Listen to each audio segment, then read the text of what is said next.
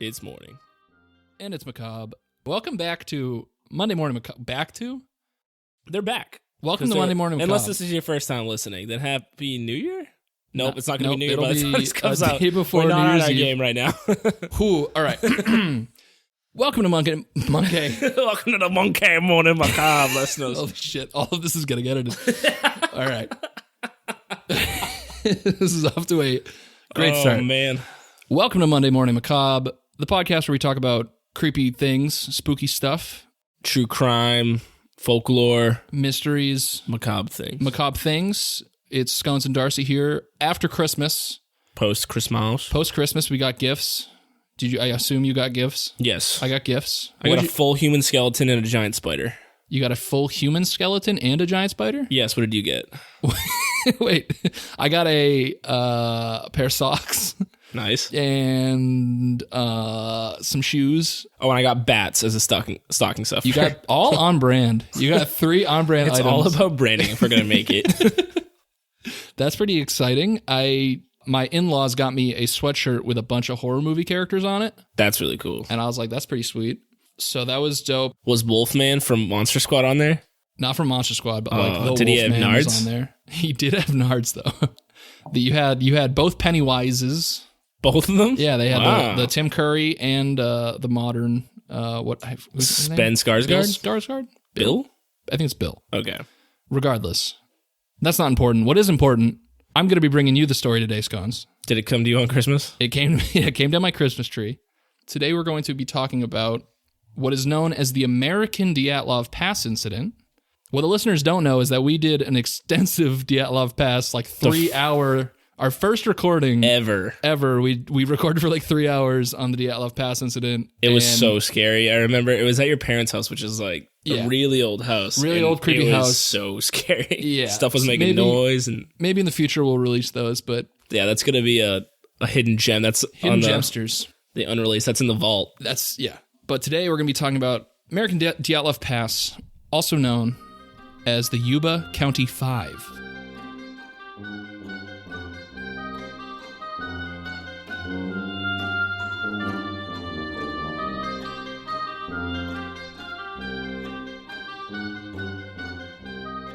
What have you ever heard of the Yuba County 5? Yeah, have you ever heard of this? No. Never ever. Yeah, so this is... Where's Yuba County? Yuba County is in California. It's in the Sacramento area. Ooh, so not close to Turnbull. Not close to Turnbull, but it's Yuba City, California is the actual location. This happened in 1978, and it's a tale of 5 men: Jack Hewitt, who's 24, Gary Mathias, who's 25, Bill Sterling, who's 29, Ted Weir, 32, and Jack Madruga, who's 30. Oh, so they're all about in our age range. Yeah, when they're in our wheelhouse here. They're in our spooky wheelhouse. Yeah. So they're 5 friends. What's interesting about them is that they all had, in some way, some form of mental or psychological disability. So, ooh, they're like the X-Men. Yeah, kind of. So Bill Sterling, Ted Weir, Jack Madruga, and Jack Hewitt had intellectual disabilities. They were, quote, slow learners. Does that just mean like... It's like low IQ / like... It's not like... I feel like this is one of those things where they just had dyslexia. No. This is like very much like a high-functioning, intellectually disabled individuals. Oh, then I retract that X-Men comment. I thought you meant they were going to be like, all had dyslexia or something like that. Or ADHD. No, like they all had like low IQ, slow learners, but they were self-sufficient. The only one who wasn't like a quote slow learner was Gary Mathias. He was schizophrenic and was psychiatrically discharged from the Army in the early 70s. So, do we know what he was discharged for? Yeah, he like drug abuse. He was stationed in Germany. Drug abuse he was dipping into those German drugs. Yeah, and the Wiener Schnitzel. He had a little too much schnitzel, got a little crazy, had some violent outbursts, and came back in the early 70s after being discharged. It was a different time. It was the 70s, man. It was the 70s. You can eat as much schnitzel as you want. Now, Jack, Bill, Ted, and Jack Madruga. Excellent adventure. This is not so excellent at all. Wait till we get into it. Not as excellent as you might imagine. The core four group of Jack Hewitt, Bill Sterling, Ted Weir, and Jack Madruga, they all met and were like close friends because they all went to the same rehabilitation center / so that's where they all met, in this rehabilitation center. And then Gary Matthias kind of joined the group in the year that this happened. So he kind of like started going. He's the new kid. Yeah, he came to the rehabilitation. He's the Smalls of the crew. Right. So he's like the new guy, but they all become friends, and all their parents would lovingly refer to them as the boys, which kind of... The boys! Kind of shows the way the parents viewed them more as like children than like really adults. They're just the boys. They're, stunted. Right. Exactly. Intellectual. The five of them love sports. They played in a basketball league sponsored by a local program for the mentally handicapped put on by their rehabilitation center. And their team name was the Gateway Gators. That's sick. Yeah. So that's a dope name. So on February 25th, they were supposed to play their first game in a week-long tournament sponsored by the Special Olympics. And whoever won the tournament got to play in like the full Special Olympic like events. So they're all really stoked about that. And the night before, many of the boys like prepared their jerseys and set them out on their beds and made sure the parents got them up to like get ready and everything because they were so excited. So they all got together that night and they decided to drive 50 miles north to the town of Chico to watch and cheer on the UC Davis basketball team who was playing Chico State. Oh, that's pretty cool. Yeah, so UC Davis was like their team. They were big fans of them. So they're like, hey, we're going to go to this basketball game. We're going to cheer on our favorite team. And then tomorrow we're going to ball out. University of California Santa Claus. Yeah, exactly. So Madruga and Matthias were the only two who had driver's licenses. So Madruga volunteered to drive that day. He picks up the rest of the gang, the boys. The boys. This is such a wholesome group of dudes. Yeah, it is. So he picks them up in his 1969 white Mercury Montego. Ooh. And they all head to the game. So UC Davis wins the game, and the boys drive from Chico State campus to a nearby Bears Market in downtown Chico. A Bears Market? BEHR. It's a person's name. Bears like the Market. Paint. Like what? There's a paint called Bear. Oh, yeah, like Bear, exactly. Yes, like the paint. Like the paint. The listeners know about the paint. I thought you were referring to basketball. I'm relating to them. So they buy snacks, sodas, and cartons of milk to drink, and this was shortly before 10 p.m. We know this because an employee working there recalled this as she was trying to close up. So she's trying to close up shop and was agitated by the large group disrupting. Mrs. Bear? Yeah. Well, or what of the employee? I don't know if it was actually the Bear individual. I think it was Mrs. Bear. Yeah, it was Bear Mama. And she was like, hey, get out of here. I'm trying to close up. So she was kind of agitated. So she recalls pretty clearly that they were there around 10. This is the last time anyone sees the boys alive. Mama Bear was the last one? Yeah. So this is it. Now this is where things get weird. Yeah, terrible edit. The parents of the boys all waited up to make sure that the boys come home because obviously they are individuals who kind of are monitored closely by their parents. Mm-hmm. But by morning, none of them had, so the parents notify the police, and the police in Butte and Yuba counties begin searching along the route the men took to Chico, as one would do. Boy. However, they find no sign of the boys or of the vehicle, but a few days later, a Plumas National Forest ranger told police that he had seen the Montego parked along the Oroville-Quincy Road in the forest on February 25th. Ooh. So a forest ranger... Wait, so does that day match up? Yes. Okay, so it's the same night that he finds it. No, so he notices a car... When does he find the car versus... He finds so he notices the car on the 25th. He did not consider it important at the time because many people cross-country ski in the area through the extensive trail system. So he was like, okay, this is... People just skiing? Yeah, people probably just cross-country skiing. But after reading the police bulletin, he recognized the car and contacts the police. Oh, so that's after. I believe it's 3 days later. On the 28th, he contacts the police. So he contacts the police. He says, hey, I saw this truck that matches the description of the one that you're looking for. And the police get to the car. The car was unlocked. A window was rolled down, and it contained the wrappers and empty cans from the food they had bought at the Bear Market, along with a neatly folded roadmap of California. All right. So they have high confidence that this is the car. It's definitely the car. Yeah, right. What's weird is the car was found 70 miles north of Chico, far away from any direct route to Yuba City. Oh, they overshot that. So they went in a completely different direction, 70 miles north of where the basketball game was, and no explanation as to why that would be. They just really wanted to go skiing. Yeah, I don't know. I don't know why they'd want to go skiing at 10 p.m. in the middle of winter with not... They were all in light jackets. They did not have, like, proper snow gear. Yeah. So, no real explanation for that. Now, none of the families could speculate as to why they might have driven up this, like, long, winding dirt road into a high elevated remote forest in the middle of the night without clothing and on the night before the basketball game that they were all very excited to play in. Just guys being guys. Yeah, basically. That's pretty much the best guess as anyone has. Yeah, me and my friends like to go to elevated areas in the forest in the middle of the night. So Madruga's parents said that he did not like the cold weather and had never been to the mountains. So they're like, I don't know why he would drive them up there because he hates the cold and he's never been there.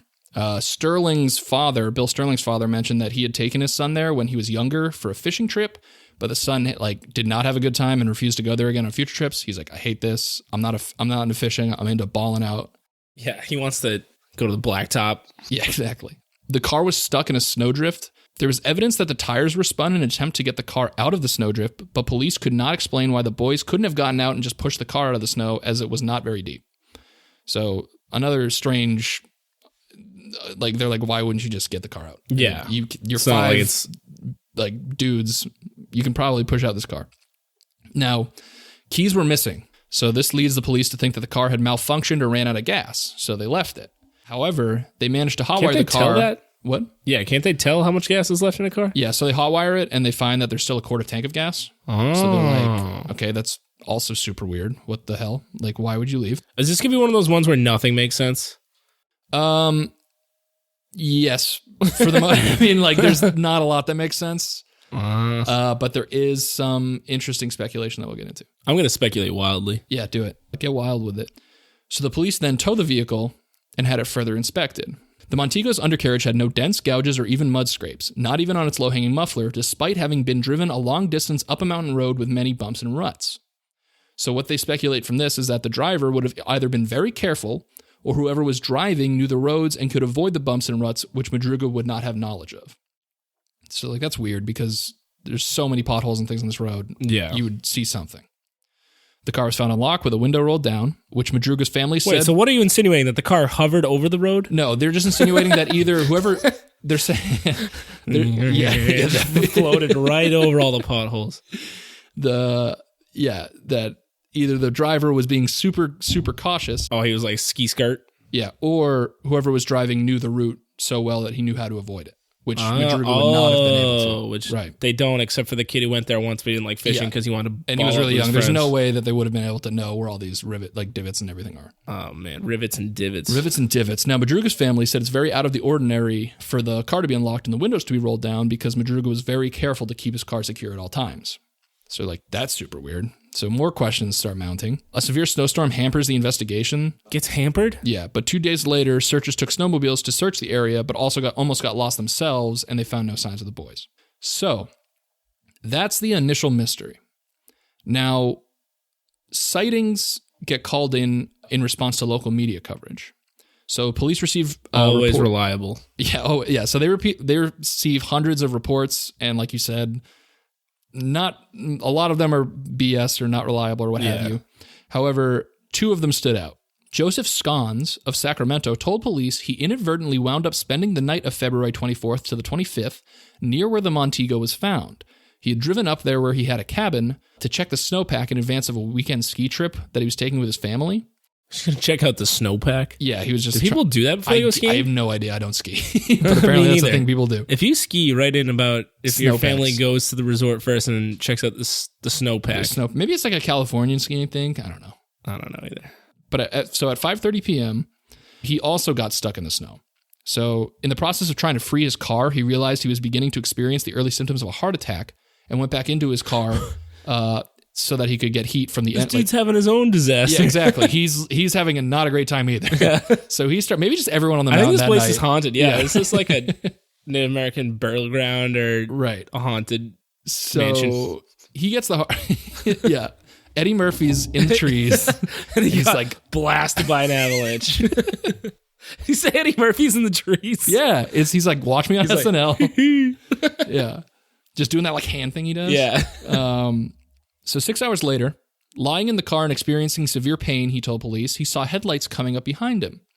Looking out, he saw a car parked behind him, headlights on, with a group of people around it, one of which seemed to be a woman holding a baby. A woman holding a baby? He calls out to them for help, but then they stopped talking and turned their headlights out. Later, he saw more. Yeah, so like he was like helping her to heart attack. Shit, and they're like, the cops! Get the baby out.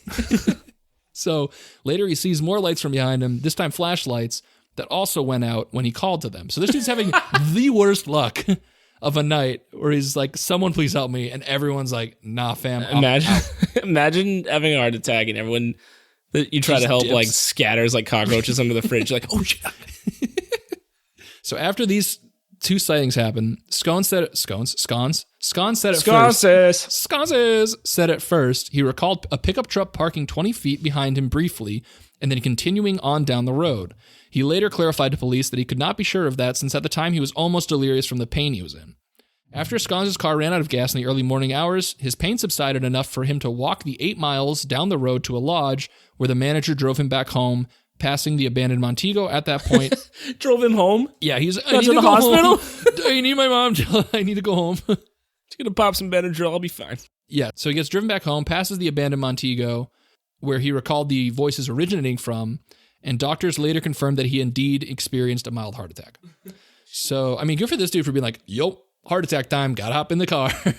But and also, like, drove all the way down, got another ride to his house, and apparently didn't go to the hospital. Did he just go home and like he went to the doctors and into his mouth? Yeah, I guess, but so he's feeling severe pain, then everything cooled down, and he was like, I'm outie. And the other notable report was from a woman who worked at a store in the small hamlet of Brownsville, which is 30 miles from the spot where the car had been abandoned. Did you say a small hamlet? Hamlet, yeah. Small town. Small town of Brownsville. It's called a hamlet? That's like what small towns are, yeah. I've never heard of that. Egg. Are you sure you didn't mean village? Yeah, well, okay, say village, so whatever you want. On March 3rd, the woman who saw flyers that had been distributed with the men's faces told deputies that 4 of them had stopped at the store in a red pickup truck. 2 days after the disappearance, the store owner corroborated her account. The woman said she identified the men immediately as from out of the area due to their, quote, big eyes and facial expressions. I don't know what that's supposed to mean, but that seems offensive. They got big eyes and facial expressions. Yeah, we had a couple of big eye facial expression guys come down here of a weird extraction. Everyone down here just closes their eyes entirely and just stone face. The whole hamlet is like that. So two of the men. 2.5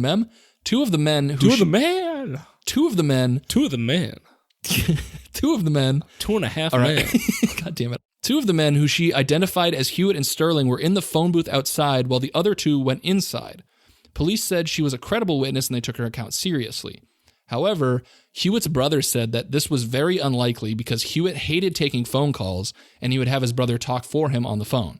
Ooh. So that one seems suspicious to me because it almost seems like, hey, after these flyers got sent out with money like rewards, they were like, oh, we saw them for sure. Like that. Yeah, of course. You kidding me? They were all over the hamlet here. Yeah, their trucks. And they're big eyes. And they're like, what do they look like? They're like, big eyes and funny expressions. Like, they had mouths and a nose. They're onto something. You know? Give them the money. Yeah. So fast forward to June 4th. After the snow had melted, motorcyclists went to a trailer maintained by the Forest Service at a campsite about 20 miles off the road where the Montego was found. They opened the door and they were overcome by an odor which turned out to be decaying body inside. Ooh, she-wop. Ooh, nana. So the body was later identified as Weir's. The next day, police searched the area and found 2 more bodies, Madruga and Sterling's. Ooh. These were 12 miles from the road where the car was. So we got 2 more left. 2 more left. 3 bodies found, 2 more left. Madruga's body was partially consumed by wildlife, while Sterling's body was just bones scattered around the area. So autopsy showed that they had both died of hypothermia. 2 days later, Jack Hewitt's backbone was found, and unfortunately it was found by his father who had joined the search party. Ooh. Yeah, what's the backbone? Just the backbone? What? What's the backbone? I assume it's spine. Oh, the whole spine? Jesus. Yeah, like Mortal Kombat style. So he got ripped like a predator got him? Yeah, so his father finds the backbone under a bush 2 miles from the trailer. His death was also from hypothermia. So that's rough. That's grisly. That's Grizzly Adams. In an area to the northwest of the trailer, roughly a quarter mile from it, searchers found 3 Forest Service blankets and a rusted flashlight by the road. It could not be determined how long these items had been there. So now they know where four of the bodies were? Yeah. So who's the one person? So Gary Matthias is the one person who is missing. And what was his deal? He was a schizophrenic who had just joined the friend group. Oh, jeez. Yeah. So they presumed he had not taken his medication, obviously, for the factors that are at play. And pictures of him were distributed to mental institutions all over California. However, no trace has ever been found. He has never been seen again. Really? They've never found a body. They don't know. They've never seen him again. So he just... He's gone. So I'm thinking he just went nuts and killed the other 4. It's possible, but we'll get into some of the... That's a theory that's out there. Or like took the keys and ran, and they all ran after him and died in the cold. So we'll go... I've got some evidence, and then we'll go through the hit me with the evidence. So in the trailer, Weir's body was on a bed with 8 sheets wrapped around it, including his head. The autopsy showed that he had died of a combination of starvation and hypothermia. He had lost nearly half of his 200 pounds, and the growth of his beard suggested that he lived as long as 13 weeks from when he was last shaved. What the fuck? Yeah. His feet were badly frostbitten, almost gangrenous.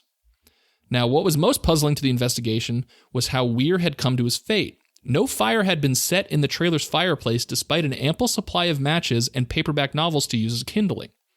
Heavy forestry clothing, which could have kept the men warm, also remained where it had been stored. A dozen sea ration cans from the storage shed outside had been opened and their contents consumed, but a locker in the same shed that had an even greater assortment of dehydrated foods, enough to keep all 5 men alive for a year, had not even been opened. Similarly, another shed held a butane tank which had a valve that, had it been opened, would have fed the trailer's heating system. So they could have had food, shelter, and warmth for a long time. An ample amount of time. But none of that seemed to have been used. According to Weir's family, this behavior was consistent with how Weir acted. They described him as having a lack of common sense arising from his mental disability. Yeah. He often questioned why he should stop at a stop sign, and one night he needed to be dragged out of bed while his bedroom ceiling was burning in a house fire, since he was worried about missing his job the next day if he left the bed. Oh, so that explains why maybe he didn't. That's definitely a big, it's probably the best guess is that he just didn't that the mental disability plays a huge factor. Yeah, and he was probably panicking too because of the whole situation. And I mean, that's an overarching thing of this whole night / yeah, you don't know what could have happened. Right. You're not sure what happened due to mental disability or what was happenstance, what was foul play, etc. It also seemed that Weir had not been alone in the trailer, and that Matthias and possibly Hewitt had been there with him. Matthias' tennis sneakers were in the trailer, and the sea rations had been opened with a P-38 can opener, which Matthias would have learned how to use during his army service. Matthias, his feet perhaps swollen from frostbite, could have decided to put Weir's shoes on instead if he had ventured outside. Now, here's where the theories start. The police basically had no explanation. They were like, good stuff. They thought maybe they took a wrong turn and got lost following a snowmobile track, hoping to find safety. So there was tracks from an old snowmobile, and if they had gotten lost, they might have thought, hey, this might lead to some shelter somewhere, and followed those. Still doesn't really explain why they would have gotten out of the car in the first place, or why the car would end up 70 miles north in Chico. Yeah. So that is still a huge question mark. There's no answers for that from the police. Something maybe he had like a gun. I and he was like, keep driving, and like... It's possible. Did that guy have any connection to this area? Which guy, Matthias? The guy who wasn't found? Schizophrenic? Yeah. Not that we know of. Okay. Now, I was looking through our favorite Reddit, the Unsolved Mystery Reddit. Unsolved Mysteries Reddit! And it's the best. There was an article that came out from the Sacramento Bee. Sacramento Bee? The Bee was given permission to access the police records from the case as long as they did not photograph or take them out of the Yuba County Sheriff's Office. They found information in the records that would indicate that it's possible that Gary Matthias was not as portrayed in the media after the disappearance. Here's the description they write in the article.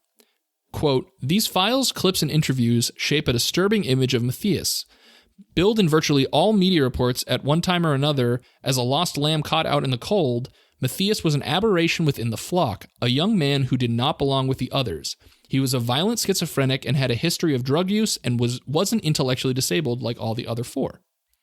So they're saying this dude was more, he was not, I mean, as we've said, he was new to the group. he was not mentally disabled. He was a schizophrenic, which is psychological issue as opposed to like lower IQ or something like that. Yeah. And it's possible that he could have had a paranoid schizophrenic episode where he convinced the rest of the group to escape, quote, danger that wasn't actually present.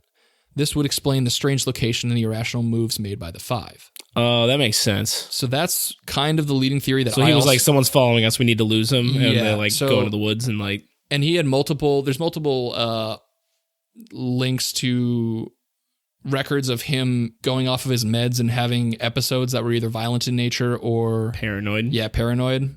So my best guess as to what happened was probably that theory of maybe he had he had an episode, thought there was danger and was trying to save the group. And so that's how they ended up, 70 miles north of Chico. And then maybe when they ran out of gas or they saw headlights coming from the other cars that Scones had noted, because he did say that there were multiple cars that came through.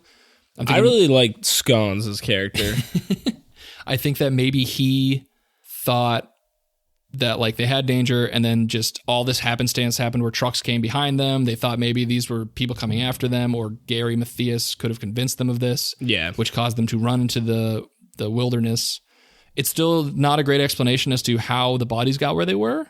Yeah, they're all over the place. And one guy's still just a spine. I don't understand that. Yeah, I mean, that has to have been wildlife. Like, it must be wildlife tearing apart the body. I guess, but they wouldn't find anything else? I mean, I think they might have found a skull close by too in reading, but I can't recall specifically. Okay.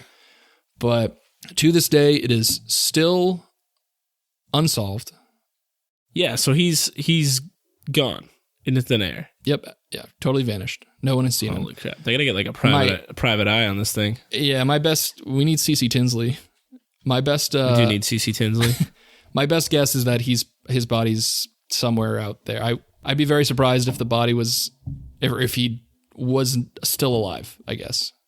Without any sightings and given the circumstances, I can only assume that he is also dead. Yeah, that's my just guess. Like out in the middle of nowhere and eaten by animals. That's what I'm thinking. That's not fun. No. It's better. It's crazier to think that he's out there. That he's out there and like... What year did this happen? This is in the 70s. Oh, so he could still be out there. He could. He was in his 20s, right? Yeah, he was 25, I believe. So he could be way out there. Could be, but that's the case of the Yuba County 5. That is the Yukonuba Championship. That is the YMCA 5, the YOLO County 4. The YOLO County. Can we start a basketball team called the Yellow County 4? That would be in such good taste. And also, and why all the refs like, you need another player. Yeah, I was going to say, there's only 4 people. Or like, we don't have anyone else. And then we forfeit every 1978. Look it up. And then we walk out. Yeah. And then that's how more people find out about it. Yeah, that's how we spread the word.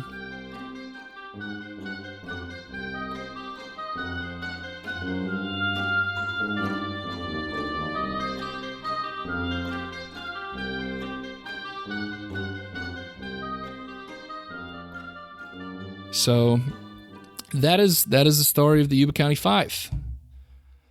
That spooky, is chilling. Creepy, no explanation. Spooky, creepy, beautiful. No. Spooky, creepy, no explanation. Spooky, creepy, no explanation. Spooky, creepy, no explanation. Spooky, no explanation.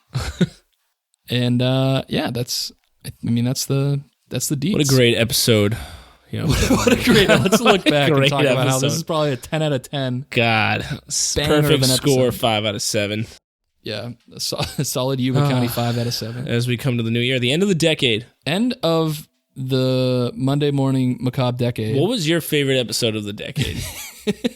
Let's look back. Every other podcast does a best ofs at this time of year. Yeah, of our last 11 episodes. The best ofs. Oh, man. I think I liked... Big fan of the Christmas episode. That's a good one. I think that was a fun one. I like chimneys a lot. You like chimneys? People sleep on chimneys. If you're sleeping on chimneys... Don't sleep on a chimney. Don't get in a chimney. Don't go anywhere near a chimney. You probably read the title and were like, hey, that's not that scary. Chimneys aren't scary. But it's a great episode. We're not biased at all. Listen to chimneys. Find us on the social medias. On the web. Not on the dark web. Do you think we're on the dark web? I don't think we're on the dark web. I hope we're not on the dark web. Yeah, people take. What if every person from all of our stories have gotten together on the dark web and been like, What if we have 100,000 listeners on the dark web? That would not we're help. Cleaning up on the dark web. I don't know if that's good or bad. Follow us on our socials at Monday Morning or at MM Pod on Twitter, Monday Morning Macabre on Instagram. Who gives a shit about Facebook anymore? Yeah, so Facebook's becoming a scary place. Yeah, don't even go to the Facebook. No, don't. But go to www.mondaymorningmacabre.com for show notes and episodes and link to pretty much every social there, right? Yeah. And if you want to write into us, email us. There's an email on that website. Yeah. And you can give us suggestions or feedback, or say nice things, or tell us we stink, or say bad things. Tell them we stink bad. Yeah. Tell us we make the whole room stink. Don't know. And have a good Monday. Boy. Boy.